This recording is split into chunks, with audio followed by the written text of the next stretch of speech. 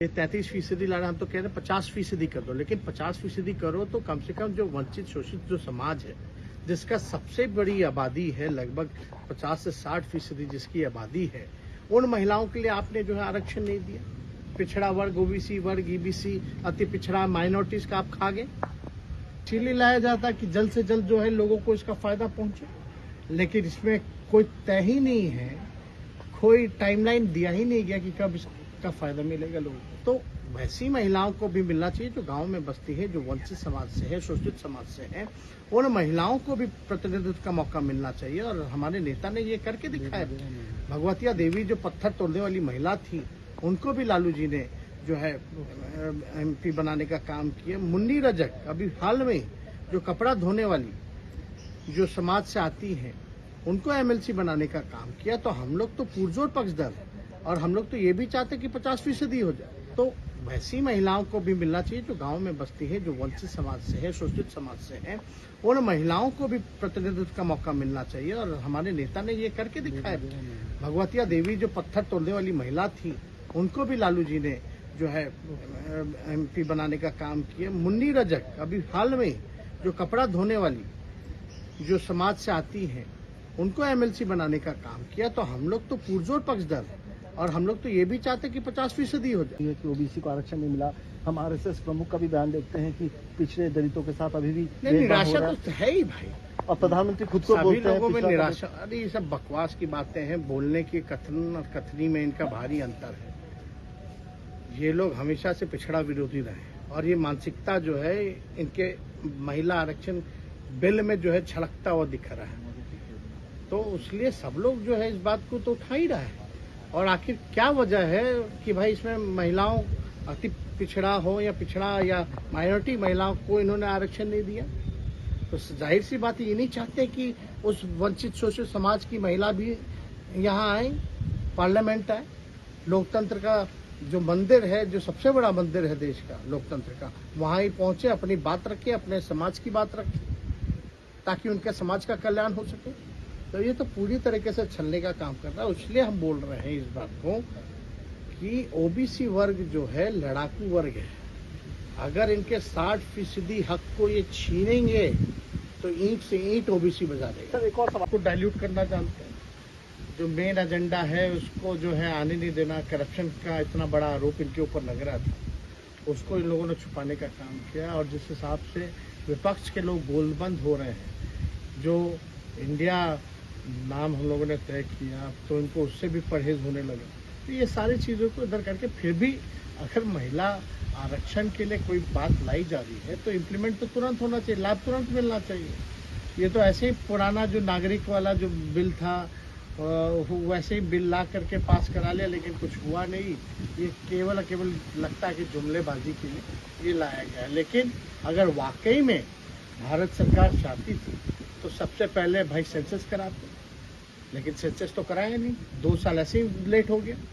Census कराता, परिसीमन होगा, उसके बाद इम्प्लीमेंटेशन। तो अब सेंसस तो कब का हो गया होता अगर 21 में अगर इसकी शुरुआत हुई होती तो ये कहीं ना कहीं से गुमराह करने वाली बात है। इसको लाया जा रहा है, लेकिन हम लोग सारी चीज़ों को, विपक्ष जो है एक एक चीज़ देख रहा है, और ओबीसी समाज भी देख रहा है। कोई टाइमिंग चाहते हैं, time frame? Immediately bill pass हो, इम्प्लीमेंटेशन हो जाए, ये होना चाहिए।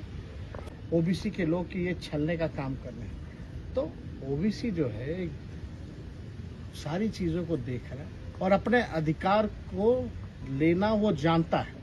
धर्म के नाम पर इधर उधर करके अगर भाजपा के लोग सोचते हैं कि ओबीसी को हम अपना वोट बैंक बना लेंगे, तो ओबीसी के हर एक लोग देख रहे हैं कि ओबीसी के लिए ये क्या कर रहे हैं, किस हिसाब से इन्होंने इस बिल में ओबीसी के लिए, अति पिछड़ों के लिए, माइनॉरिटीज के लिए नहीं लाया है।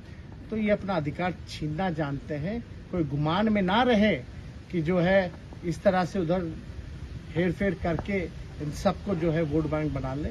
ओबीसी जो है प्रगति के लिए, अपने अधिकार के लिए अपना हक जानता है। अच्छा, इसीलिए लाया जाता है कि जल्द से जल्द जो है लोगों को इसका फायदा पहुंचे, लेकिन इसमें कोई तय ही नहीं है, कोई टाइमलाइन दिया ही नहीं गया कि कब इसका फायदा मिलेगा लोगों को। एक अंतिम सवाल सर, आप ओबीसी SC ST की बात कर रहे हैं, लेकिन कल और भी लोग जो नेता रहे हैं और हम लोग खास तौर पे सदन में या सदन के बाहर ये हमेशा पुरजोर महिला आरक्षण के लिए हम लोगों ने बात कही है।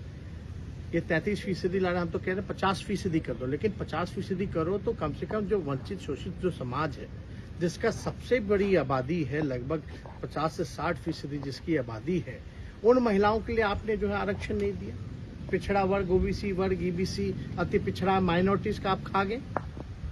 लेकिन हो तो उसमें पिछड़ा वर्ग का भी खास ध्यान रखा जाए, उनके लिए भी आरक्षित किया जाए, अति पिछड़ा समाज के लिए भी और माइनॉरिटी के लिए भी आरक्षित किया जाए, ताकि हर एक समाज के लोगों की प्रतिनिधित्व का उन महिलाओं को मौका मिले। और ये फायदा कहाँ हो रहा है? ये तो सेंसस कराए नहीं है। अब सेंसस होगा, फिर आपका परिसीमन होगा, उसके बाद जाकर के कहा जा रहा है 29-30 के बाद जो है इसका लाभ मिलेगा। ऐसा तो बिल ही नहीं देखा भाई कि हाथ पास हो रहा है और लाभ जो है पता नहीं कब 10 साल बाद मिलेगा। ये तो बेवकूफ बनाने वाली बात है। केंद्र सरकार की मंशा नहीं है। अगर मंशा होती तो सेंसस कराती 21 में, काहे 2 साल विलंब कर दी? अब तक तो शुरू भी हो गया होता काम। तो हम इतना जरूर कहना चाहते हैं, ये धर्म के नाम पे जो राजनीति करना चाहते हैं ये भाजपा पार्टी के लोग कान खोल के सुन ले। अगर 60% अगर ओबीसी का ये हक मारेंगे तो ओबीसी वर्ग जो है, ये वर्ग जो है पूरी तरीके से अपना अधिकार जो है लेकर के रहेगा। और कहीं भी इनके अधिकार को अगर खाने की कोशिश की जाए तो ये जीता जाता वर्ग है, लड़ाकू वर्ग है। और लड़ाकू वर्ग जो है ईंट से ईंट बजा देगा अगर इनका अधिकार छीनने का प्रयास किया जाए तो। सर 24 के पहले क्यों नहीं करा लेते? अरे लोग पक्षारी ने, अब तो सरकार के लोग बताएंगे। सेंसस नहीं करा रहे हैं, और सेंसस हो तो हम लोग तो चाहते कहाँ सेंसस हो, ताकि रियल पिक्चर, रियल डेटा जो है, साइंटिफिक डेटा जो है वो सबके सामने आए।